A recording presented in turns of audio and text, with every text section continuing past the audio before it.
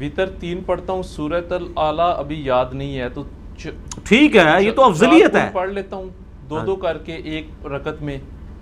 اور سورۃ الاعلیٰ تو افضلیت ہے کہ پہلی رکعت میں سورۃ الاعلیٰ، دوسری میں قل یا ایھا الکافرون، تیسرے میں قل ھو اللہ احد، اور اگر 5 ہیں تو چوتھی میں آپ قل اعوذ برب الفلق، قل اعوذ برب الناس، اس کو بھی آپ ایڈ کر لیں. ٹھیک ہے نا جی. مسئلہ جو ہے نا وہ نہیں ہے. اسی طریقے سے جو وطر کے بعد والی 2 رکھتے ہیں اس میں سنت کیا ہے؟ مسند احمد میں اذا زلزلت الارض زلزالہا، اور دوسری میں قل یا ایھا الکافرون. وہ کسی کو یاد نہیں، کوئی مسئلہ نہیں ہے.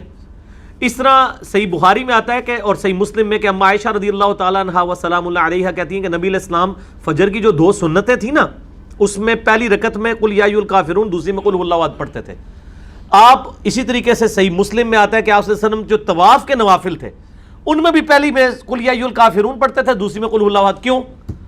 پورا دین ہے اس کے اندر. لا الہ قل یا ایھا الکافرون میں ہے، اور الا اللہ سورہ اخلاص میں ہے.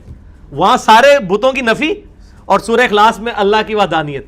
تو توحید کا یہ بیسیکلی نمونہ ہوتا تھا. تو اس لیے جتنی سنتیں ہیں نا اس میں افضل ہے کہ آپ ہر سنت میں، چاہے وہ زور کی 4 سنتے ہیں وہ بھی 2 کر کے پڑھیں تو افضل ہے.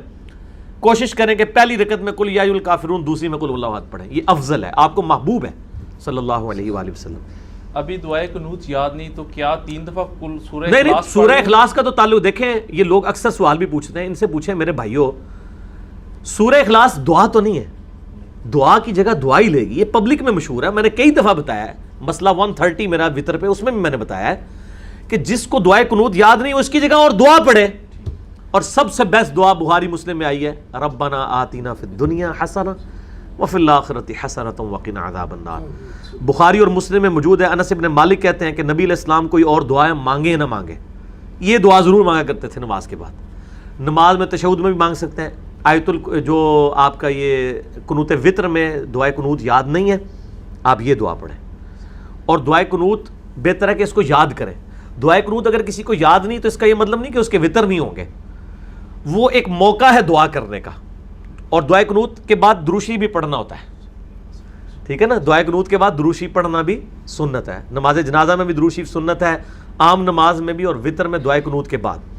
تو آپ دروشی بھی پڑھیں اور ربنا آتنا فی الدنیا پڑھ لیں، رب اجعلنی پڑھ لیں، کوئی سی دعا پڑھ لیں، آپ کی دعائے قنوت کا ایکویلنٹ ہو جائے گی. اس میں یہ نہیں ہے کہ دعائے قنوت ہی پڑھنے سے نماز ہوگی، افضل تو وہی ہے.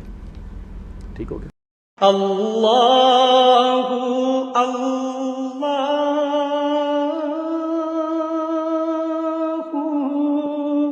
لا الہ الا اللہ